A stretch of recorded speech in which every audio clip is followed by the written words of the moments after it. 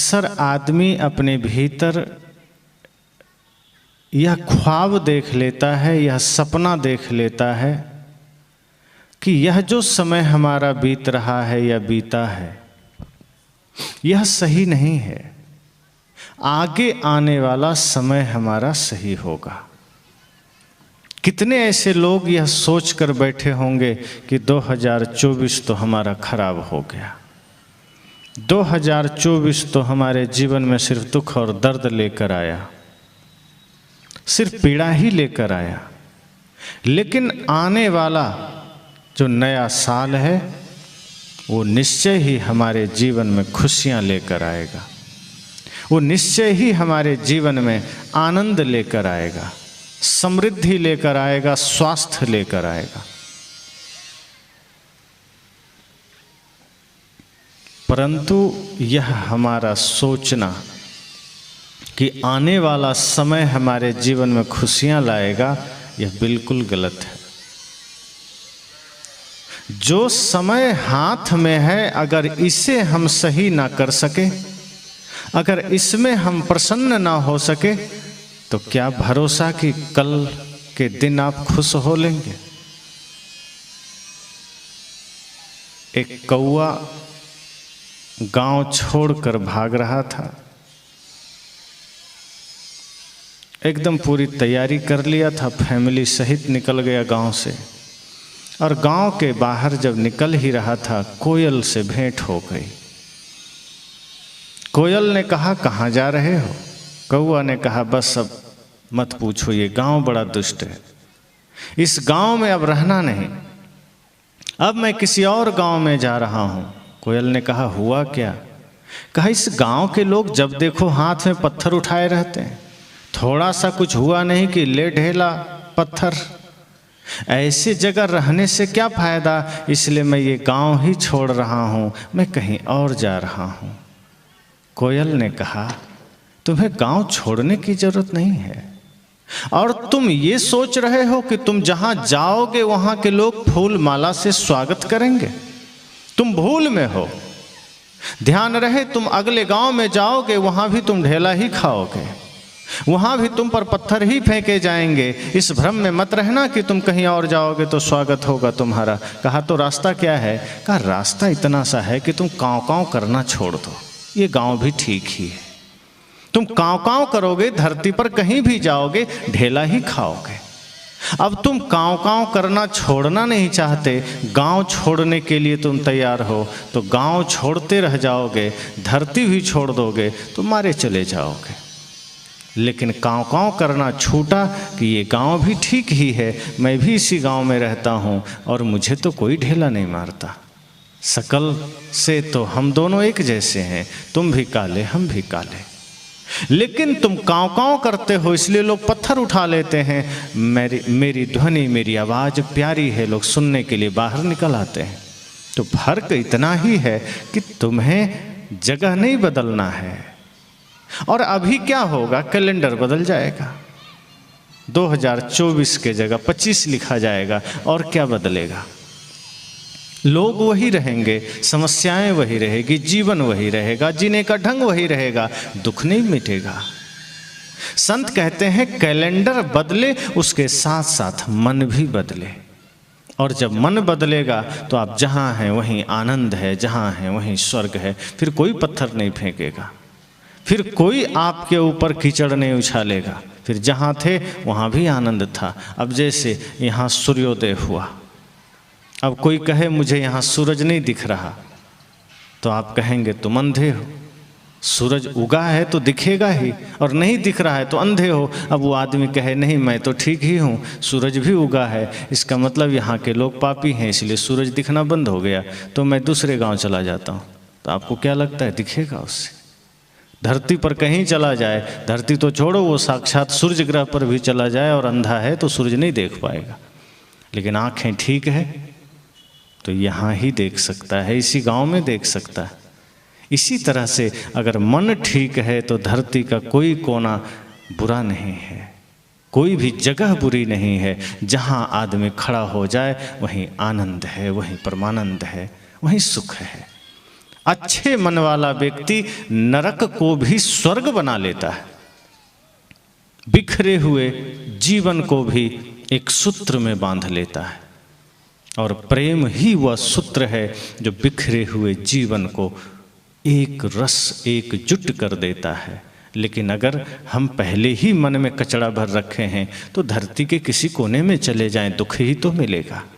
परिवार में दुख हो, चाहे समाज में, चाहे अपने जीवन में, चाहे अकेले में बैठ के कोई रो रहा हो, कारण कोई दूसरा नहीं है। और हम उम्मीद लगाए बैठे हैं कि कल जैसे ही 2025 शुरू होगा हम सुखी हो जाएंगे, हम आनंदित हो जाएंगे। मन बदलने को राजी नहीं है। सारी बीमारियों का जड़ हमारा मन है और मन हम परिवर्तित करने को तैयार ही नहीं।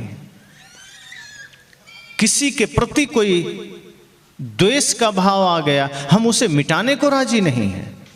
सत्संग सुनते हैं, सत्संग की बातें पंडाल निकलते ही भूल जाते हैं। किसी ने गाली दी, उसे गांठ बांध लिए। 2024 की गालियां 2025 में हम याद रखते हैं, पर 1 घंटा पहले का सत्संग हमें याद नहीं, तो कैसे शांति आएगी। संत कहते हैं एक एक बीते हुए पल से जब आप मुक्त होना शुरू कर देंगे, आप देखेंगे जीवन में एक नया सवेरा शुरू हो गया। हम तो अतीत को इस तरह पकड़ कर बैठ जाते हैं कि जैसे वही सब कुछ था, आने वाला कल में कुछ नहीं, वर्तमान में कुछ नहीं। बीता हुआ एक एक पल आपके जीवन के लिए कोई मायने नहीं रखता। आप उसे लौटा भी नहीं सकते, पकड़ भी नहीं सकते, सोच सोच कर सिर्फ दुखी हो सकते हैं। और आज आदमी की स्थिति यही है कि जो समय आया नहीं उसकी कल्पना में खो रहा है, और जो चला गया उसके बारे में सोच सोच कर रो रहा है। और जो हाथ में समय है इसका हम सदुपयोग नहीं कर रहे, इसका हम कुछ भी नहीं कर रहे।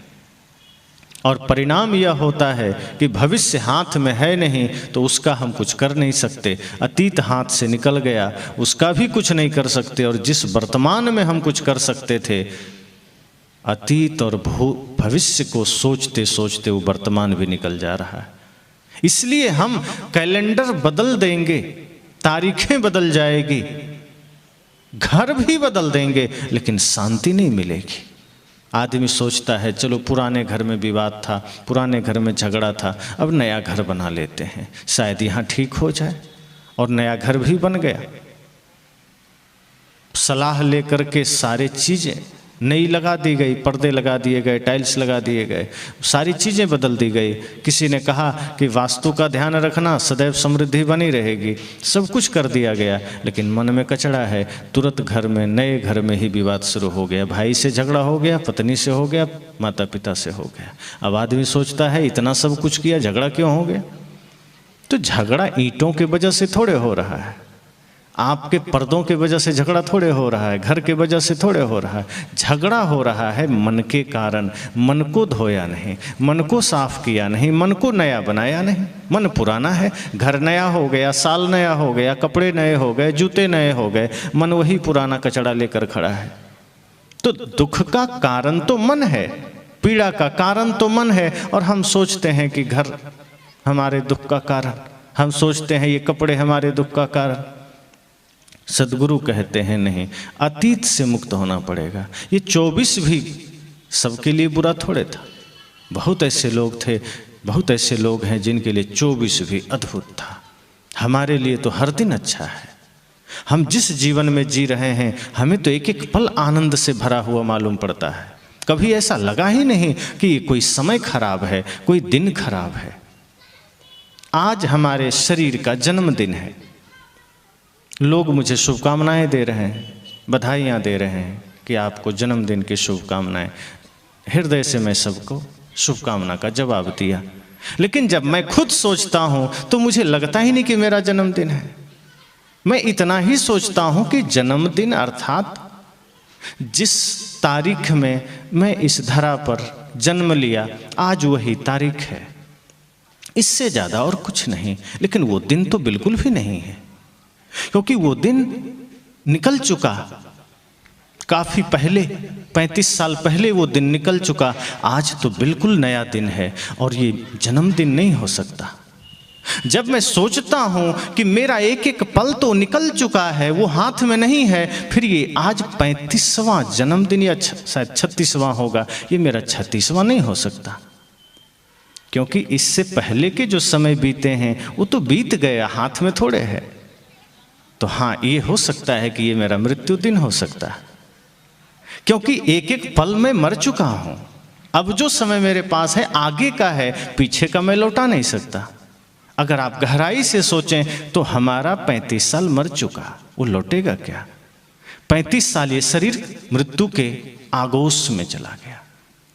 और यह भूल ना हो किसी से कि हम अचानक मरते हैं, एक एक दिन एक एक पल हम मरते हैं। इस शरीर एक एक क्षण मरता है, कभी अचानक मृत्यु नहीं घटित होती। लोग कहते हैं अरे 30 साल का आदमी था, अचानक मर गया। अचानक कुछ भी नहीं होता। इस धरती पर जिस दिन हम कदम रखते हैं, बल्कि माँ के गर्भ में जिस दिन हम आते हैं, मृत्यु हमें क्षीण करना शुरू कर देती है। उसका काम ही है कि जैसे ही यह शरीर में जीवन आता है कि मृत्यु साथ में आती है, अलग से कभी नहीं आती और अचानक नहीं आती, वो साथ साथ चलती है। जैसे जीवन चल रहा है, मृत्यु साथ चल रही है, वो हमारे शरीर को क्षीण करते जा रही है। एक एक दिन को वो खाते चली जा रही है। अगर खाते ना जाती तो ये हमारा जो समय बीता वो लौटाया जा सकता था, वो लौटता कहाँ है? अभी 1 घंटे पहले के समय को ही लौटाना बहुत मुश्किल है, असंभव है। कोई लौटा सकता है? जो पल एक क्षण पहले बीत गया उसे नहीं लौटाया जा सकता, तो सोचिए जो बरसों पहले की बात है, लौटेगा क्या? इसलिए जब मुझे कोई शुभकामना देते हैं, मैं सहज भाव से धन्यवाद देता हूँ और मैं कहता हूँ ये तो मेरा पुण्यतिथि हो सकता है, मेरा मृत्यु दिन हो सकता है, क्योंकि एक एक पल हमारा शरीर मृत्यु की तरफ जा रहा है। तो ये शरीर का मृत्यु दिन हो सकता है। रही बात आत्मा की, तो वो तो अजर अमर है। नास्ते भावो विद्यते ना भावो विद्यते सता। कृष्ण कहते हैं जो है उसका नाश नहीं होगा, जो नहीं है उसका कहीं से आ नहीं जाएगा। जो है वो कभी उसका अभाव नहीं हो सकता, और जो नहीं है वो कहीं से आ नहीं जाएगा। ये आत्मा सदा है, नित्य है, अखंड है, अविनाशी है, ये कभी मरता नहीं। शरीर के साथ इसका व्यवहार है कपड़ों की भांति। जैसे कपड़े हम पहनते हैं, पुराने हुए बदल दिए, शरीर के साथ ही आत्मा वैसा ही काम करती है। शरीर थोड़ा इसे लगा कि अब लाचार हुआ, जर्जर हुआ, बदल दिया, दूसरा ले लिया, और कुछ नहीं। अब लोग कहते हैं कि तो फिर ये अवस्था हमें ध्यान क्यों नहीं रहता? क्योंकि हम जीते ही इतनी बेहोशी में हैं कि हम अपनी मृत्यु को देख ही नहीं पाते, और जब हम मृत्यु को ही नहीं देख पाते तो जन्म को कैसे देखेंगे? इसलिए ये बेहोशी का आलम यह है, बेहोशी की बात है कि हमारा जन्म और मृत्यु दोनों बेहोशी में हो रहा है, इसलिए जीवन बेहोशी में बीत जाता है। अगर हम हर पल होश में आ जाएं तो शायद अंतिम घड़ी में हम अपने मृत्यु को भी देख सकें। और ध्यान क्या है? जब व्यक्ति ध्यान करता है और जब गहरे ध्यान में उतरता है तो मृत्यु को ही देखने की कला है। होश में मृत्यु को देखना ही हम ध्यान कहते हैं। जब हम परम ध्यान में उतरते हैं, वस्तुतः हुआ अपनी ही मृत्यु को साक्षात्कार करना है, अपनी ही मृत्यु को देखना है। और जब होश में हम उतरते हैं, जब होश में हम आते हैं, तब उसे हम पूर्ण ध्यान कहते हैं। तब हमें पता चलता है कि वस्तुतः शरीर तो कब का हमसे अलग है, बस वासनावश, संस्कारवश हम इससे ज्वाइंट हो गए हैं। जैसे कच्चा नारियल है, उसका गरी आप अलग करना चाहें नहीं होगा, वो बिल्कुल एकजुट हो गया है। लेकिन ज्ञान और ध्यान से जैसे जीव शरीर से अलग होता है, अब नारियल का उदाहरण लीजिए, वो गरी जब सूख जाती है सहजता से अलग हो जाती, फिर उसको मेहनत नहीं करना पड़ता, छिलका उतारिए, तोड़ दीजिए, गरी अंदर से बाहर हो जाएगी। इसी तरह से जब हम ध्यान के द्वारा, ज्ञान के द्वारा, तप के द्वारा अपने सारे कर्म संस्कार वासना को सुखा देते हैं, सब कुछ दग्ध हो जाता है, जल जाता है, तो आत्मा रूपी गरी अलग हो जाती है, शरीर अलग, छिलका अलग। तो ये जो दिन है, यह दिन भी नहीं रहेगा। और अगर हम चाहें तो एक एक पल को उत्सव बना सकते हैं। हमने हर एक पल को उत्सव की भांति अगर जीना शुरू कर दिया, अगर हमने त्यौहार की भांति जीना शुरू कर दिया, तो आप देखेंगे कि आपका हर एक पल ज्योतिर्मय हो जाएगा, हर एक पल आनंद से भर उठेगा, फिर कोई दुख नहीं रहेगा। और एक बात और समझिए, ये दुख हमारे सब बनावटी हैं। आत्मा का स्वभाव दुख है ही नहीं। ये दुख सब बाहरी है। हम ना चाहें तो कोई दुखी नहीं कर सकता। और एक बार आप संकल्प ले लीजिए कि कम से कम मुझे 1 महीना दुखी रहना ही नहीं, सुखी रहना है। किसी भी स्थिति में सुखी रहना है। आप देखेंगे धीरे धीरे आप सुखी होना शुरू हो जाएंगे। क्योंकि जो कोई भी आपको दुखी कर सकता था, जो कोई भी आपको पीड़ा दे सकता था, आपका मनोबल इतना ऊंचा हो जाएगा कि दूसरा उसमें सफल ही नहीं हो पाएगा। आप जिस दिन अपना मालिक बन जाएंगे, कोई दूसरा आपको दुखी कर ही नहीं सकता। हम दुखी ही होते हैं दूसरों के वजह से, अपने वजह से कभी दुखी नहीं होते। और हम जब दूसरों को इतना अधिकार ही नहीं देंगे कि दूसरा हमें दुखी कर सके, तो आप देखेंगे कि आप क्षण क्षण सुखी होना शुरू हो जाएंगे। और एक बार आप प्रयास करके देखिए, अगर 1-2 महीने आप खुद में सुखी हो गए, तब आपको पता चलेगा दुख तो दूसरों के वजह से था, सुख तो हमारी अपनी वजह से है। और जो चीज़ अपने सामर्थ्य से जागृत किया जा सकता है, वो कोई छीन नहीं सकता। अगर सुखी आप दूसरे के वजह से हो रहे हैं, तो दुखी आप होंगे, क्योंकि दूसरा 24 घंटा एक रस रहे, कोई भरोसा है? मान लीजिए आप धन के वजह से सुखी हैं, तो धन हमेशा बना रहेगा क्या? धन जैसे ही कम होगा, कोई लेगा, आप दुखी हो जाएंगे। अगर पत्नी के वजह से आप सुखी हैं, पत्नी हमेशा एक रस नहीं रहेगी, आप दुखी हो जाएंगे। घर के वजह से आप सुखी हैं, घर में दरारें पड़ जाएगी, आप दुखी हो जाएंगे। लेकिन अगर आप अपने भीतर अपने आप में सुखी हो जाइए, तो दुनिया की कोई चीज़ आपको दुखी नहीं कर सकती। हम तो अपने जीवन का रिमोट ही दूसरे को दे देते हैं। जैसे टीवी है, रिमोट हाथ में ले लीजिए, इतनी बड़ी टीवी, बड़े आधे घर में, पूरे घर में आजकल टीवी लगती, छोटा सा रिमोट, और आदमी जब मन आया दबा दिया। कभी आस्था लगा दिया, कभी संस्कार लगा दिया।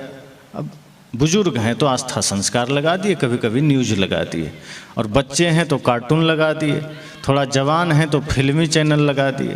लेकिन टीवी कभी नहीं कहती है कि तुम हमको बदल काहे रहे हो। इतनी बड़ी टीवी कुछ नहीं कर सकती। आस्था चैनल लगा दीजिए तो टीवी धन्यवाद नहीं देगी कि अच्छा हुआ तुमने धार्मिक चैनल लगा दिया, और फिल्मी चैनल लगा दीजिए तो टीवी नाराज नहीं होगी कि तुमने क्यों लगा दिया। आप मालिक हैं, टीवी चलती रहेगी जैसे मन वैसे। हर क्षण बदलिए टीवी, हो सकता है ज़्यादा दिक्कत में ख़राब हो जाएगी, बोलेगी नहीं। वैसे हम भी अपने जीवन का रिमोट दूसरों को दे देते हैं कि तू रख। जब दूसरे का मन हुआ बटन दबा दिया, हम क्रोध में आ गए। दूसरे का मन हुआ बटन दबा दिया, हम गाली देने लगे। दूसरे का मन हुआ बटन दबा दिया, हम झल्ला गए, हम निंदा शिकायत में आ गए। दूसरे ने बटन दबाया, थोड़ा हम मुस्कुरा दिए। जैसा चाहा दूसरे ने बटन दबाया, हम हंसे, मुस्कुराए, रोए। मतलब हमने स्वयं का नियंत्रण ही दूसरे को दे दिया। वो चाहे तो हमें हंसा दे, वो चाहे तो रुला दे। अब जब दूसरे को ही नियंत्रण आपने दे दिया, तो दूसरा मालिक हुआ, आप नौकर हुए। वो जब चाहे आपको हंसाए। संत कहते हैं मालिक बनिए। जीव तो मालिक है ना, और जीव अगर नौकर बन जाए तो क्या स्थिति होगी? दुख से कोई मुक्ति नहीं दे सकता। और फिर हम कहते हैं दुख ने, भगवान ने दुख दिया। फिर हम कहते हैं कि परमात्मा ने दुख दिया। ये परमात्मा है कि शैतान है दुख देगा आपको? परमात्मा ही तो है, क्यों दुख देगा? आपसे कोई दुश्मनी थोड़े है। भगवान की किसी से कोई वैर है क्या? वो तो, अब आप खुद सोचिए, आपके 2 बच्चे हैं, एक बच्चा धर्मात्मा है, एक दुष्टात्मा है, मान लीजिए, और आप पिता हैं, और आपको ये अधिकार दे दिया जाए कि आप अपने बच्चे का भविष्य लिखिए, तो आप क्या करेंगे? जो धर्मात्मा है उसमें पुण्य लिख देंगे, जो दुष्टात्मा है उसमें पाप लिखेंगे आप? कभी नहीं। आप पिता हैं, आप नहीं लिखेंगे। आप सोचेंगे ये दुष्टात्मा है तो भी हम इसके कर्म में अच्छा ही लिखेंगे, उसके कर्म में हम सुख ही लिखेंगे। तो भगवान तो बड़े पिता हुए, सबके जगत पिता हुए। उनको ये अधिकार अगर है तो वो कभी किसी के किस्मत में बुराई नहीं लिख सकते, किसी के किस्मत में दुख नहीं लिख सकते, किसी के जीवन में दर्द नहीं लिख सकते। वो जानेंगे कि इसने भूल की है, लेकिन है तो मेरा ही संतान, हम इसे दुख नहीं दे सकते। और यदि भगवान को इतना पावर है कि वही सबका दुख दर्द का बंटवारा करते हैं, किस्मत लिखते हैं, वो सदैव अच्छा लिखेंगे, सदैव पवित्र लिखेंगे। मैंने कहा ना कि हम होते ही इतनी बेहोशी में कि हमारा जन्म मृत्यु भी बेहोशी में हो रहा है, और उसी बेहोशी में हम अपना भाग्य खुद भी लिख रहे हैं। हम खुद अपना भाग्य लिखते हैं, खुद ही अपना सुख दुख लिखते हैं। एक आदमी ने पूछा, जब हम खुद लिखते हैं तो हम बुरा क्यों लिखेंगे? संत ने कहा, लिखते तुम बेहोशी में हो, इसलिए तुम्हें पता नहीं चलता तुम अच्छा लिख रहे हो कि बुरा लिख रहे हो। होश में रहो तो अच्छा लिखो। और लिखने का तात्पर्य कोई कलम किताब लेके थोड़े लिखना है, कॉपी लेके। लिखने का मतलब है बेहोशी में जो कर्म हो रहा है वो पाप कर्म हो रहा है, और जो भी पाप कर्म हो रहा है वही तुम्हारा भाग्य बन रहा है। अब तुम अच्छे कर्म करो होश में आकर के, वो भाग्य अच्छा बनेगा। अगर बेहोशी में पाप कर्म हो रहे हैं तो भाग्य गलत बनेगा, दुख आएंगे जीवन में। तो लिख तो हम खुद ही रहे हैं, लेकिन लिख इतनी मूर्छा में रहे हैं कि हमें पता ही नहीं चल रहा अपने भाग्य में हम दुख ही दुख लिखे चले जा रहे हैं। हम लिख ही इतनी मूर्छा में रहे हैं, इतने पागलपन में रहे हैं कि हम लिख तो अच्छा चाहते तो अच्छा है, पर हम बेहोशी में पाप करते चले जा रहे हैं, बेहोशी में अधर्म करते चले जा रहे हैं और सोचते हैं कल ठीक हो जाएगा। पाप हो गया, सोचते हैं अब मंदिर जाएं थोड़ा ठीक कर लें, अब थोड़ा तीर्थ जाएं ठीक कर लें, अब थोड़ा गंगा में डुबकी लगाएं ठीक कर लें। अब ये चीज़ें हम करना चाहते हैं, कर्म सुधारना नहीं चाहते हैं। मन गंदा हुआ, मन को धोना नहीं चाहते हैं, सोचते हैं गंगा में डुबकी लगा लें शायद पाप धुल जाए। और ऐसा कहा भी जाता है, गंगे तव दर्शनार्थ मुक्ति, कि तुम गंगे का दर्शन बस करो तो मुक्ति हो जाएगी। और कई लोग व्यास गद्दी में बैठकर ये समझाते हैं कि चिंता मत करो, तुम जितना पाप करना है करो, जितना माता पिता से बदसलूकी करनी है करो, भाई से दगाबाजी करना है करो, नशा करना है करो, हत्या करो, मांस खाओ, बस इतना करना कि प्रभु नाम ले लेना अंतिम में, या चिता में तुलसी का लकड़ी डलवा लेना, मुक्ति मिल जाएगी। आदमी को लाइसेंस मिल जाता है कि अब जितना मन उतना पाप करो, अंत में बेटे से कह देंगे थोड़ा चिता में तुलसी डाल देना। इतना सस्ता सौदा मिल गया और हमें लगता है काम बन गया, पर ये नासमझी से ज़्यादा और कुछ भी नहीं। जब तक मन ठीक ना होगा, कर्म ठीक ना होंगे, कुछ नहीं मिलेगा। और हमें ये लगता है कि बाहर कुछ कर लेंगे तो हो जाएगा, कि बाहर डुबकी लगा लेंगे तो हो जाएगा। एक गंगा में डुबकी लगाने से कहीं पाप धुलता है? पाप शरीर में कोई चिपका हुआ धूल थोड़े है कि कंठ में चिपका है। गंगा गंगा बोलेंगे तो उच्चारण तो कंठ से ही होगा, तो कंठ में चिपका होता तो छूट जाता, शरीर में मैल की तरह लगा होता तो नहाने से धुल जाता। पर पाप तो मन में है, और जब पाप मन में है तो मन तक बाहर का जल नहीं जाएगा तो क्या जाएगा? धोना था मन भूल गया तो, धोता रहा तन मल मल के, घर का ईश्वर भूल गया तू, तीरथ करता चल चल के, धोना था मन भूल गया तो। भजन में क्या कहा? मन को धोना था, समस्या मन में थी और हम तन को धोते रहे। कर्म को ठीक करना था और तीर्थों की यात्रा करते रहे। अभी कुंभ मेला लग रहा है, लग गया है। लाखों करोड़ों लोग इस भाव से जाएंगे कि शायद डुबकी लगाते ही पाप से मुक्ति मिल जाएगी। पर वो कभी ये नहीं सोचेगा कि चलो डुबकी लगाना है लगा लेंगे, कोई बात नहीं, लेकिन यहाँ से जाने के बाद माँ को दुख नहीं देंगे, पिता को दुख नहीं देंगे, भाई से बंटवारा नहीं लेंगे, प्रेम से रहेंगे। अब राम के मंदिर में गए, राम की पूजा किए और घर आते ही भाई से कहे जमीन बांट लो, ये राम की पूजा हुई क्या? राम जी ने अपने भाई के लिए गद्दी ही छोड़ दी। और सोचिए भरत कैसे थे? भरत जी ने कहा जब राम जी छोड़ दिए तो मैं कैसे ले सकता हूँ?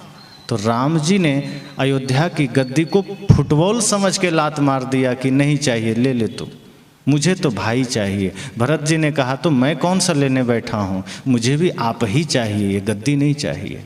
भरत जी ने भी लात मार दी, लेकिन राम जी के आदेश पालन करने के लिए वो रहे भी तो जमीन से 2 फीट नीचे रहे, ताकि भैया के बराबरी में न रहूं। वो तो भगवान है। आज है क्या ऐसा भाई?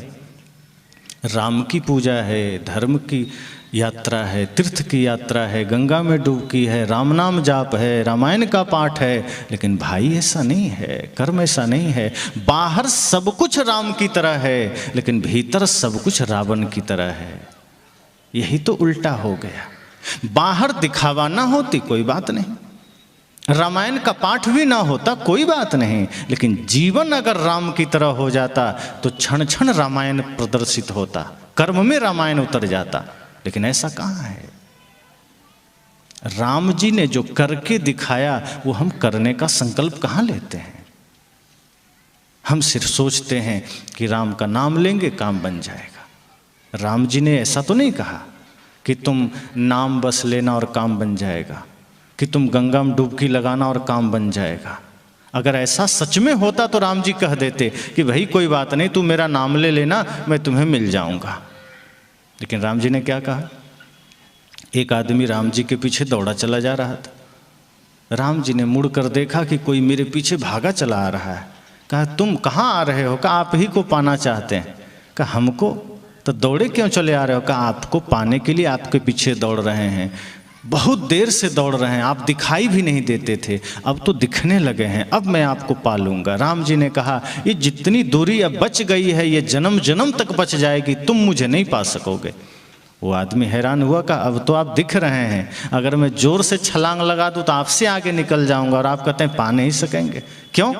राम जी ने कहा तुम गलतफहमी में हो, जिस तरीके से तुम भागे चले आ रहे हो मुझे नहीं पा सकते। कहा फिर आपको कौन पा सकता है। तो राम जी ने क्या कहा, निर्मल मन जन सो मोहि पावा, मोहि कपट छल छिद्र न भावा।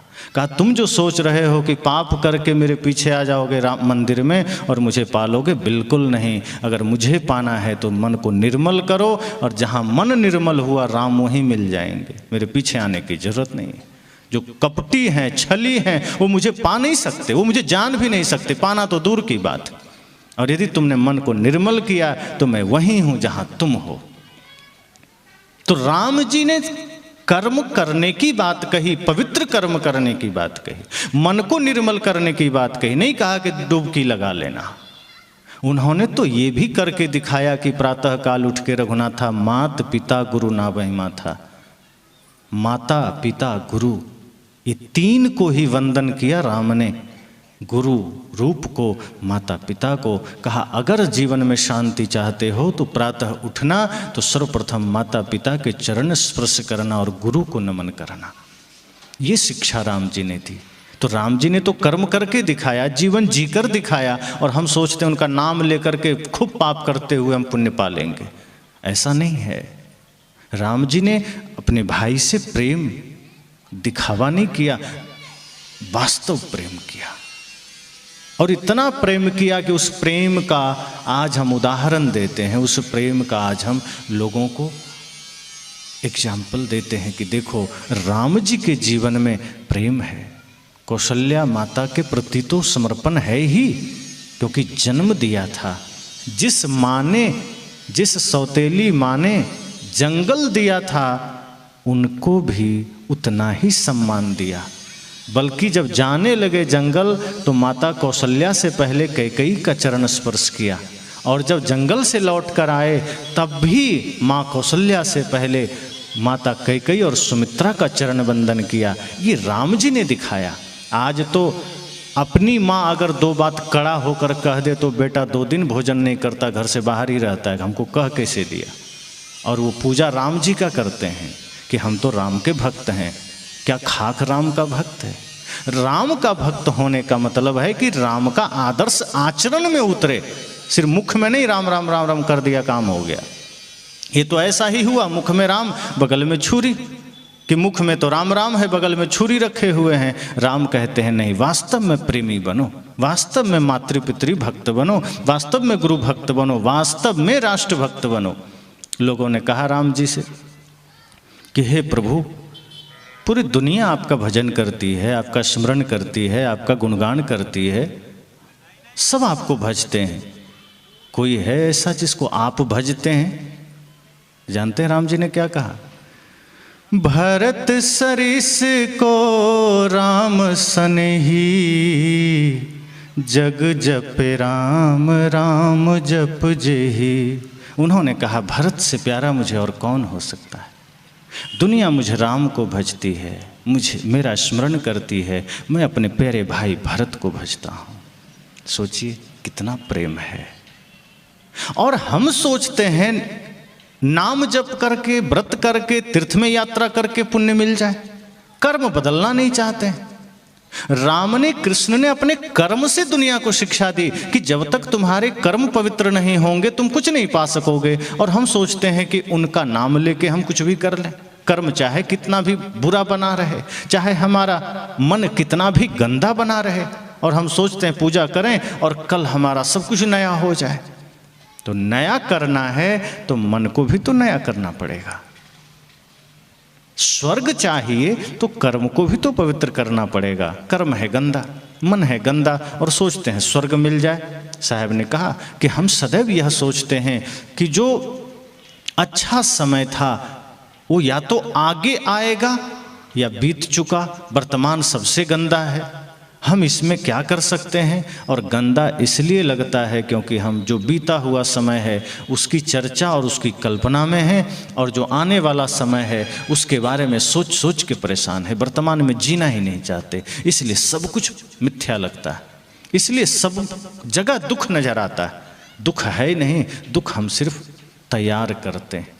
हमने दुख तैयार किया है, हमने पीड़ा तैयार की है। साहब तो कहते हैं आज 6 दिन पाछे गया, हरि से किया न हेत। साहब ने कहा कि जो अच्छा दिन था पीछे चला गया, अब तुम क्या सोच रहे हो। ये और चला जा रहा है। जो वर्तमान तुम्हारा बेहतर हो सकता था, अच्छा हो सकता था, वो खिसकता जा रहा है। तुमने कुछ किया नहीं, गुरु से, सदगुरु से तुमने प्रेम नहीं किया। संसार से तो कर लिया, दुनियादारी से कर लिया, धन दौलत से प्रेम कर लिया, लेकिन गुरु से प्रेम नहीं किया जो तुम्हें जीने का राह बता सकते थे। वहां से तो भागता रहा। अब पछताए होत क्या जब चिड़िया चुग गई खेत। आज 6 दिन पाछे गए, गुरु से किया न है, तब पछताए होत क्या जब चिड़िया चुग गई खेत। कहा अब समय निकल गया, अब पछताने से क्या होगा।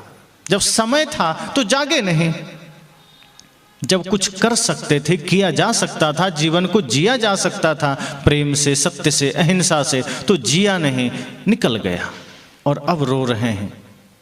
लेकिन अगर हमारे भीतर थोड़ी सी जागरूकता आ जाए, थोड़ा धैर्य आ जाए, तो पुनः एक नया सवेरा हमारा स्वागत कर सकता है।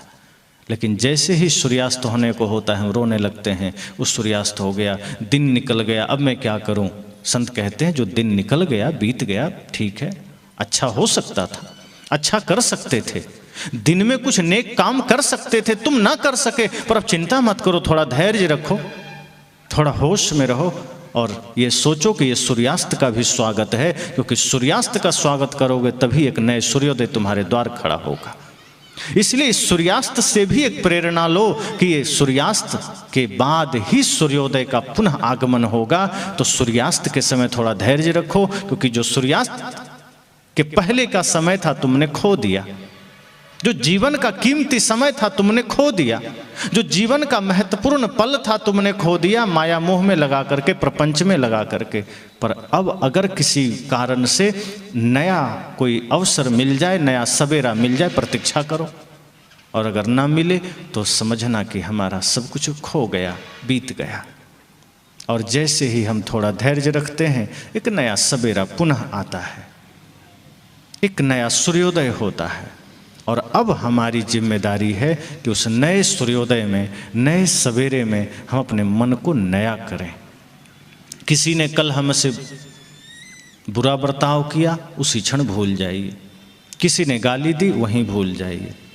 किसी ने अपमान किया, भूल जाइए, याद मत करिए, गांठ मत बांधिए। एक एक पल नया हो जाइए, आप देखेंगे आपका दुख मिटता चला गया। हम जितना अतीत को बांधते जाते हैं, दुख उतना गहरा होता जाता है। हम जितना बीते हुए पल को स्मरण करते हैं, उतना दुखी होते हैं। बीते हुए पल में अगर कुछ बुरा हुआ है, उससे प्रेरणा लीजिए कि ये बुराई हमारा वर्तमान में नहीं होना चाहिए। और कुछ अच्छा हुआ है तो संकल्प लीजिए कि इस अच्छाई को और अच्छा करेंगे और आगे जाएंगे। इस तरह से सदगुरु कहते हैं कि जब बीते हुए पल में हम इस भाव के साथ प्रेरणा लेकर आगे बढ़ते हैं तो आने वाला समय सुंदर हो जाता है, खूबसूरत हो जाता है। फिर कोई दुख नहीं, फिर कोई दर्द नहीं, और कोई दे भी नहीं सकता। और ये मत सोचिए कि वस्तुओं के वजह से सुख और दुख मिलता है। अगर सोना चांदी सुख का कारण होता, धन सुख का कारण होता, पद सुख का कारण होता, तो आप क्या सोचते हैं? ये टाटा, बिड़ला, डालमिया, अडानी, अंबानी जितने हैं, ये सारा सुख खरीद के धर लेते घर में कि अब दुनिया में किसी गरीब को सुख कभी मिलता ही नहीं। जो चीज़ खरीदी जा सकती है वो कभी छोड़ेंगे क्या? अगर शांति खरीदी जा सकती थी, मुक्ति खरीदी जा सकती थी, तो जितने दुनिया के पूंजीपति धनपति हैं अब तक वो अपना पेटेंट करा चुके होते, खरीद के रख चुके होते स्टॉक में कि अब किसी को मिलेगा ही नहीं। लेकिन यही तो फर्क है कि जो साधना से पाया जा सकता है, जो तप से पाया जा सकता है, वो सरल ही है, वो धन से नहीं मिलेगा। और अगर साधना से हम मुक्ति पा सकते हैं, तपस्या से शांति पा सकते हैं, अच्छे कर्म से शांति पा सकते हैं, तो ये कोई भी कर सकता है। किसी का ठेकेदारी थोड़े है। ये तो जो मन निर्मल करेगा वही शांति पालेगा। और इसका प्रमाण आप इतिहास में देख सकते हैं, वर्तमान में देख सकते हैं। माता सबरी के पास तो धन बिल्कुल भी नहीं है, पद भी नहीं है, धन भी नहीं है, वस्त्र भी नहीं है, फटे पुराने वस्त्र हैं, चरण पादुका भी नहीं है, खाने को अन्न भी नहीं है। रावण के पास सोने की लंका है, विशाल सोने की लंका। आज किसी के पास गले में सोने की चैन हो, उंगली में सोने की अंगूठी हो, तो इतने ही सोना में उसको इतनी गर्मी लगती है कि जनवरी में भी वो जैकेट उतार देता है कि हमको तो सोना है। लेकिन सोचिए, रावण तो सोने की लंका में था, कितनी गर्मी रही होगी, पर क्या वो शांति में था? अवसाद में था, विचलित मन में था, भयभीत था, शांति नहीं थी। अगर शांति का आधार भौतिक धन होता, शांति का आधार दुनियादारी होती, सोना चांदी गहने आभूषण होते, तो रावण से ज़्यादा सुखी उस वक्त कोई ना होता। क्योंकि कुबेर को भी बंदी बना के रखा हुआ था, जो धन का खजाना है, तो उससे ज़्यादा सुखी कोई होता क्या? लेकिन आप भी जानते हैं कि उस वक्त उससे ज़्यादा भयभीत और पीड़ित कोई नहीं था। लेकिन माता सबरी सुखी थी। क्यों? मैं कहा करता हूँ इसलिए सुखी थी क्योंकि जो धन माता सबरी के पास था, उस धन के सामने बाहर का धन तुलना में ही नहीं है। हम तुलना क्या करें? सदगुरु कबीर पहले ही कह दिए, और वो खरबलों दर्भ है उदय अस्तलो राज, भक्ति महात्म ना तुले ये सब कोने काज। वही भक्ति प्रेम सत्य को जब मीराबाई ने पाया, तब उन्होंने कहा, जब पहले महल में थी, सोना चांदी पास में था, नौकर चाकर साथ में थे, हीरे जवाहरात थे, तब मीराबाई ने कुछ नहीं कहा। तब क्या कहा? जीवन में दुख है, अवसाद है, पीड़ा है, मुझे सब छोड़ना है। और जब सब कुछ त्याग दिया, गहने जेवर सोना चांदी आभूषण, नौकर चाकर दास दासी सब छोड़ दिया, रेशमी वस्त्र का त्याग करके फकीरी वेश पहन लिया, तब क्या कहा? पायो जी मैंने राम रतन धन पायो, वस्तु अमोलिक दी मेरे सतगुरु, कृपा करी अपनायो, पायो जी मैंने राम रतन धन पायो। उन्होंने कहा, जब बाहर का मैंने त्याग किया, तब सदगुरु ने उस धन का पता दिया जो धन मुझे वास्तव में धनी कर गया। अब मैंने पा लिया, अब मैंने पाया है। अब तक तो मैंने खोया है, अब तक तो गंवाया है, लेकिन सदगुरु ने नाम का धन, प्रेम का, सत्य का धन, ज्ञान का धन, भक्ति का धन दे दिया, और इसके सामने दुनिया की सारी दौलत फीकी है। और ये धन ऐसा है, खर्चे नहीं कोई चोर न लूटे, दिन दिन बढ़त सवायो। आपके पास 100 रुपया है, 1 रुपया किसी को दे दीजिए तो 99 हो जाएगा। 1 करोड़ भी हर 1 रुपया निकाल दीजिए तो 1 रुपया कम हो जाएगा। लेकिन प्रेम का धन, भक्ति का धन, अगर आप किसी को 2 मीठे वचन दे दीजिए तो प्रेम घटेगा क्या? क्यों? क्योंकि वो भीतर से प्रकट होता है। धन बाहर से अर्जन करना पड़ता है। जो भी चीजें बाहर से अर्जित करेंगे वो घट जाएगी। संसार को बाहर से बटोरना पड़ता है। बाहर की समृद्धि कम होती चली जाएगी क्योंकि वो बाहर से आई है। टंकी में आप पानी भरते हैं ना, किसी के छत पर 500 लीटर की, किसी के छत पर 1000 लीटर के, कोई है 5-5 हजार की, 10-10 हजार की टंकियां बना लेते हैं। और पूरे मोहल्ले के लिए 50-50 हजार, 1-1, 2-2 लाख की टंकियां बनती। कितनी भी बड़ी टंकी हो, पानी उसमें बाहर से भरा जाता है, उसका अपना कुछ भी नहीं। और उसमें से किसी ने 1 गिलास निकाल लिया तो उस बड़े से बड़े टंकी में गिलास कम हो गया कि नहीं? अपने से पैदा होगा पानी? नहीं होगा, क्योंकि वो पानी उसका नहीं है, वो बाहर से आया है। तो बड़ी से बड़ी टंकी भी खाली हो जाएगी, उतना कम हो जाएगा। हमारे पास भी जो चीजें हमने बाहर से बटोरा है, धन, पद, सुख, समृद्धि जो बाहर से लिया है, वो धीरे धीरे कम हो जाएगा। लेकिन आप देखिए, बोर में, कुआं में कभी पानी कम होगा? 1 बाल्टी निकाल लीजिए, फिर उतना हो जाएगा। क्यों? किसी से लिया नहीं है, उसका खुद का है, वो भीतर प्रकट हुआ है। जो खुद प्रकट होता है वो कभी घटता नहीं है। ऐसे ही भक्ति जब भीतर जागृत होती है, प्रेम जब जागृत होता है, क्योंकि बाहर से लिया नहीं जा सकता, बाहर से सिर्फ मार्ग जाना जा सकता है, भीतर ही मौजूद है भक्ति। मेहंदी के पत्ते में जैसे लाली मौजूद है, ऐसे ही सबके भीतर में परम शांति मौजूद है। ये जीव का स्वरूप ही शांति है, जीव का स्वरूप ही ज्ञान है, प्रेम है, सत्य है। इसे सिर्फ जागृत करना होता है। और जिस दिन ध्यान सत्संग के द्वारा, गुरु के द्वारा हम अपने भीतर के प्रेम को जागृत कर लेते हैं, अपनी भक्ति को जागृत कर लेते हैं, फिर खर्चे नहीं कोई चोर न लूटे, दिन दिन बढ़त सवायो। फिर वो बढ़ता ही जाता है, वो घटता नहीं है। फिर हमारे अंदर यही भाव जगता है कि ज्योति से ज्योति जगाते चलो, प्रेम की गंगा बहाते चलो, राह में आए जो दीन दुखी सबको गले से लगाते चलो। फिर हमारी यात्रा ऐसी होती, फिर कोई दुख नहीं, कोई विषाद नहीं। इसलिए मैंने कहा कि हमारा हर पल नया हो सकता है, हर पल खूबसूरत हो सकता है। हम अपने वर्तमान जीवन को आनंदमयी बना सकते हैं। ये दुख किसी दूसरे ने नहीं दिए हैं।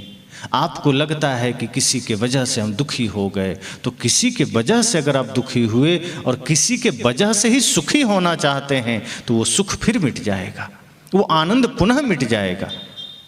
लेकिन अगर आपने अपनी तपस्या, अपनी साधना से शांति पाई है, वो कोई नहीं छीन सकता, कोई नहीं बांट सकता।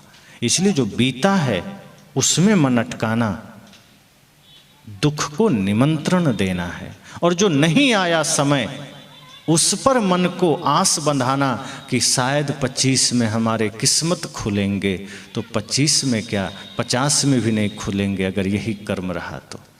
अगर मन निर्मल किए तो आज 31 दिसंबर 2024 को भी किस्मत खुल सकती, इसी क्षण खुल सकती।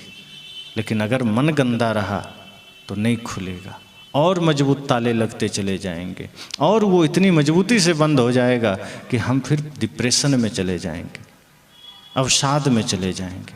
इसलिए जीवन का सूत्र यही है कि वर्तमान में जिए। जो बीत गया उसकी चिंता नहीं, जो आने वाला है उसकी कल्पना नहीं, जो वर्तमान हाथ में है इसे खूबसूरत कैसे बनाया जाए, इसका प्रयास हो। कभी होली है, अभी होली आएगी, उससे पहले बसंत पंचमी का त्यौहार, पहले बीता दिवाली, दशहरा, ऐसे त्यौहार आते हैं चले जाते हैं। एक एक दिन हम थोड़ा खुश होने का प्रयास करते हैं कि कोई त्यौहार आए तो खुश हो लें। संत कहते हैं आप अपने एक एक पल को त्यौहार बनाइए, एक एक क्षण को उत्सव बनाइए। जब आप उत्सव बनाएंगे और अपने एक एक पल को खूबसूरत बनाकर उसको जिएंगे तो आपको पता चलेगा कि हर दिन आपके जीवन में सुख है, हर दिन समृद्धि है। और जिसने अपने एक एक पल को उत्सव बनाया उसकी मृत्यु भी महोत्सव बन जाती है, वरना वो भी पीड़ादायक होती है, वो भी भयंकर दुखदायी होती। जिसने मृत्यु को भी महोत्सव बनाना जान लिया, समझना वही तो विजयी हुआ। और हमारा तो सूत्र यही है कि आप जीवन से हार के मत जाइए, विजयी होकर जाइए। तो 31 दिसंबर है, ये बीत जाएगा। 1 जनवरी 2025 आएगा। बदलेगा सिर्फ इतना कि मैंने कहा कैलेंडर, कुछ शब्द और कुछ नहीं बदलेगा। अगर हमने अपना चिंतन बदला, अपनी सोच हमने बदली, तब समझना कि वो अभी भी बदलाव आ सकता है। ये अच्छा समय प्रतीक्षा में थोड़े है कि वो रुका हुआ है कि नहीं अब 31 में क्या जाना, 1 को ही आएंगे, कहीं बैठा थोड़े, आपके ही भीतर है। आपने ही दरवाजे बंद कर रखे हैं। जैसे सुबह सूर्योदय होता है, अब कोई आदमी कमरे में बैठा रहे, पर्दा लगा के, दरवाज़ा लगा के, अब सोचे कि 7 बज गया, 8 बज गया, सूर्योदय क्यों नहीं हो रहा। तो उस आदमी को कोई कहता है कि भैया सूर्योदय तो 6 बजे हो चला है, तुम ही कमरे में बैठे हो, तो सूरज तुम्हारा मेहमान थोड़े है जो उतर के तुम्हारे कमरे में आएगा। वो तो उदय हो चुका है जहाँ उसे उदय होना था। अब तुमने ही दरवाजे बंद कर रखे हैं, तुमने ही खिड़कियाँ लगा रखी है, तो तुम्हें सूरज दिखाई कैसे देगा। अगर सूरज का प्रकाश चाहिए, थोड़ा सा खिड़की खोलो, पर्दा हटाओ, हल्का सा पर्दा हटाओ, कुछ तो धूप आने दो। और ज़्यादा प्रकाश चाहिए, दरवाजे भी खोल दो। और ज़्यादा प्रकाश चाहिए, दीवारें गिरा दो। और ज़्यादा प्रकाश चाहिए, खुद कमरे से बाहर आके मैदान में चले आओ, सूरज का पूरा प्रकाश मिलेगा। हमने भी अपनी अज्ञानता, मोह, अविद्या के पर्दे लगा लगा के सफलता का द्वार हमने खुद बंद कर रखे हैं। ज्ञान, भक्ति, वैराग्य के रोशनी को हमने खुद बंद कर रखे हैं, अविद्या का पर्दा लगा के। अज्ञानता का, मोह का, लालच का, छल कपट का पर्दा हमने इतना मजबूत लगा दिया है कि सफलता का सूर्योदय हमारे आंगन तक, हमारे हृदय तक पहुंच ही नहीं पाता, वो बाधित हो जाता है। जैसे जैसे हम अविद्या मिटाते हैं, अज्ञानता को खत्म करते हैं, जैसे जैसे मन को निर्मल करते हैं, सारी समृद्धि हमारे जीवन में आने लगती है, सारा सामर्थ्य हमारे भीतर आने लगता है, सुख का आगमन होता है। इसलिए जो समय बीता उसकी चिंता नहीं। आछे दिन पाछे गए, सदगुरु ने कहा, गुरु से किया न हेत। अब इसमें एक और गहरी बात है कि जो हमारा जवानी का समय था, अच्छा समय था, वो बीत गया। गुरु सदगुरु से हमने प्रीत नहीं किया ताकि इस जवानी को ही हम सुंदर बना सकें, इस जवानी से ही हम धर्म की यात्रा कर सकें। और अब जब यह काम, वासना, छल, प्रपंच रूपी चिड़िया ने हमारे शरीर की आयु को ही नष्ट कर दिया, अब हम पछता रहे हैं कि काश जवानी में जाग गए होते। तो जवानी में क्या सोचा, अभी कोई भजन का उम्र है। जब किसी ने कहा सत्संग में चलोगे, जवान लोग कहते हैं आप जाइए ना, हमारा समय है, हम बुढ़ापे में जाएंगे। संत ने कहा जवानों संभलो, जागो, इस संसार तो साधारण है, इसके लिए ऊर्जा खत्म मत करो। ये तपस्या में अपनी ऊर्जा थोड़ी सी लगाओ, संसार को भी साथ रखो। संसार का प्रयोग इतना ही करो कि तुम बढ़िया जी सको, अच्छा खा सको, लेकिन उसके बाद अपनी शक्ति का सदुपयोग करो, अपनी ऊर्जा का सदुपयोग करो। अगर धन है तो तुम्हारा धन भी धर्म का कारण बन सके, ये धन अधर्म का कारण न बने। अगर बल है शरीर में तो बल भी धर्म का कारण बन सके। ऐसा नहीं कि धन है तो इससे अधर्म करो, जुआ खेलो, हिंसा करवाओ, पाप करवाओ, ऑर्केस्ट्रा करवाओ। अगर धन पास में है तो इस धन का ऐसा सदुपयोग करो कि धन भी धर्म का माध्यम बन सके। अगर शरीर में बल है तो हनुमान जी का बल समाज के लिए उपयोगी था। हनुमान जी भी बलशाली थे, पर बल का प्रयोग उन्होंने सदैव निर्बल के लिए किया, कभी भी किसी को सताने के लिए नहीं किया। और हमारे पास बल हो जाए तो हम सताने में करने लगते हैं, रौब दिखाने में करने लग जाते हैं, दबंगई दिखाने में, किसी को धमकाने में। साहब कहते हैं आपका बल भी फिर अधर्म का कारण बन गया। बल पास में है तो उसे भी धर्म का माध्यम बना लीजिए, धन पास में है उसे भी धर्म का माध्यम बना लीजिए, और ज्ञान पास में है तो ज्ञान तो खुद ही परिचय दे रहा है कि ज्ञान मतलब जहाँ सही गलत का निर्णय हो। अगर कोई व्यक्ति कहे कि मैं ज्ञानी हूँ और वो गलत काम कर रहा है तो आप समझ जाना कि वो ज्ञानी नहीं है, वो जानकार है। जानकारियाँ हो सकती है किसी को भी, शब्दों को हम सीख सकते हैं कहीं भी, तो हम जानकारी इकट्ठा कर सकते हैं। पर कोई कहता है मैं ज्ञानी हूँ और उसके जीवन में कोई बुराई दिखे तो समझ जाना ये ज्ञानी नहीं हुआ, अभी ये जानकारियाँ इकट्ठी कर लिया, ये बड़ा जानकार आदमी है। लेकिन जैसे ही ज्ञान जागृत होता है, अच्छे और बुरे की समझ जागृत हो जाती है। ज्ञानी का अर्थ ही है जो अपने को जान लिया, उसे ही मात्र ज्ञानी कहते हैं। शब्दों को जानने वाला जानकार होता है, वो ज्ञानी नहीं होता। जिसने स्वयं को जाना, आत्मा को जाना, अपनी ओर जानने का प्रयास कर लिया, वो ज्ञानी हुआ या वो ज्ञानी होने के मार्ग पर है। इसलिए जब हम सत्य असत्य को जानने लगे, जब हम सही गलत को जानने लगे, तो समझना कि अब ज्ञान जागृत हुआ और वो ज्ञान आपको मुक्ति तक ले जाएगा। तब वो ज्ञान आपके मुक्ति में सहायक बनेगा, तब वह ज्ञान आपकी शांति में सहायक बनेगा।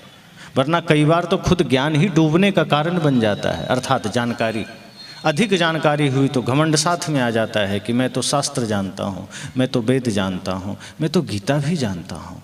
फिर जैसे ही मैं जानता हूँ का भाव आया कि वहाँ समझना ज्ञान खत्म हो गया, वो जानकारियाँ आ गई और अहंकार साथ में आ गया। इसलिए जैसे ही विकार आए कि फिर धर्म भी पाप का माध्यम हम बना लेते हैं, फिर वो पुण्य का माध्यम नहीं बनता। संत कहते हैं आपके पास ज्ञान है तो उससे भी धर्म का माध्यम हो, तब ज्ञान है। बल है तो धर्म का माध्यम बनाना। आपके द्वारा, आपके धन, आपके बल के द्वारा, आपके ज्ञान के द्वारा, आपके जानकारी के द्वारा अगर समाज में कुछ अच्छा हुआ तो समझना आपका एक एक कृत्य धर्म का आधार बना, धर्म का कारण बना। अधर्म का कारण नहीं बनना। थोड़ा सा जीवन है, अधर्म करके भी क्या पालेंगे सिवाय नरक के, सवाय दुख के। इसलिए मैंने कहा कि आछे दिन पाछे गए, गुरु से किया न हेत, अब पछताए होत क्या। अब क्या पछताना, अब क्या रोना, अब तो समय निकट है। कोई बुढ़ापे में प्रवेश कर गए, कोई बुढ़ापे की ओर, कोई उस प्रक्रिया में भी थोड़ा आगे तक निकल गए, कोई जवानी से पार कर रहे हैं, कोई जवानी की दहलीज पर हैं। ये तो क्रम चल रहा है और हम बेहोशी में चल रहे हैं। हमें ये लगता है कि अभी मेरा समय नहीं आया। संत कहते हैं सदैव जागरूक रहिए, सदैव होश में रहिए। समय कब किसका आता है कोई रजिस्ट्री थोड़े, क्योंकि यहाँ संसार की चीज़ों की गारंटी तो है, संसार की चीज़ों की गारंटी वारंटी है शरीर छोड़कर। इसी शरीर से हमने संसार को निर्मित किया है। सारे टेक्नोलॉजी शरीर से ही बने हैं, लेकिन ये शरीर की ही गारंटी नहीं। किसी के जन्म के समय आपने देखा कोई वारंटी कार्ड साथ में कि हाँ ये व्यक्ति 80 साल जिएगा ही, एकदम लेकर आया है? किसी के भी साथ नहीं देखा, मिलेगा ही नहीं। ये चाइना है, मेड इन चाइना, ये शरीर मेड इन चाइना है। चल गया तो चल जाएगा 10, 20, 50 साल, 100 साल। नहीं चला तो दुकान में जैसे सामान लेते हैं ना, तो कई बार ऐसा होता है कि आप चाइना का कोई भी सामान आप लेते हैं, इलेक्ट्रिक सामान, तो दुकानदार से आप पूछते हैं कि दुकानदार साहब कब तक चलेगा, तो दुकानदार क्या कहते हैं, ले जाओ, चल गया तो चल जाएगा, वरना ख़राब होना होगा तो भी बाहर निकलोगे ख़राब हो जाएगा। यही शरीर के साथ है। चल गया तो 100 साल कोई जी गया, नहीं चला तो जन्म लेने से पहले माँ के गर्भ में ही बच्चे विदा हो जाते हैं। इतना नश्वर, इतना क्षणभंगुर जीवन है। तो मूर्छा में नहीं जीना, शांति में जीना, होश में जीना, और ये सोचना है कि जो समय हमारे सामने है यही बेहतर है, यही सुंदर है, यही खूबसूरत है। जो बीत गया वो अच्छा चला गया, ऐसा भी नहीं सोचना कि अच्छा निकल गया। निकल गया तो अब पकड़ थोड़े पाएंगे, अब जो है उसी को तो अच्छा बनाना है, जो आएगा उसे ही तो वर्तमान होके हमें बेहतर बना के आगे बढ़ाना है। तो इस तरह से थोड़ा रुक जाए माता जी, थोड़ा देर विराम हो जाएगा, फिर आप करना, बैठना थोड़ा देर बैठ, सब बारी बारी से कर लेंगे, थोड़ी देर विश्राम। तो माता जी का भाव है, आज हमारा जन्मदिन के अवसर पर इन्होंने सारी व्यवस्थाएं की है, इनके लिए शुभकामना है। बस विराम के बाद हो जाएगा। तो मैंने कहा कि आछे दिन पाछे गए, हरिसो किया न हेत, अब पछताए होत क्या, जब चिड़िया चुग गई खेत। ये पहले दिन का अंतिम सत्र है और हम सब यही सोचें कि जैसे कल से लोग मनाएंगे नव वर्ष आ गया, नव वर्ष आ गया, आप सदैव यह सोचें कि हमारा हर पल नया है। पुराना होने ही मत दीजिए। पुराना हमें तब मालूम पड़ता है जब हम अतीत में अटकने लग जाते हैं। जब एक एक दिन पीछे हम मुड़कर देखते हैं तब पुराना मालूम पड़ता है। और जब एक एक पल को हम टारगेट में लेंगे कि नहीं, ये जो अभी वर्तमान क्षण बीत रहा है यही सौंदर्य है, यही आनंद है, यही परम शांति है, आप पाएंगे आपका हर पल नव वर्ष हो जाएगा।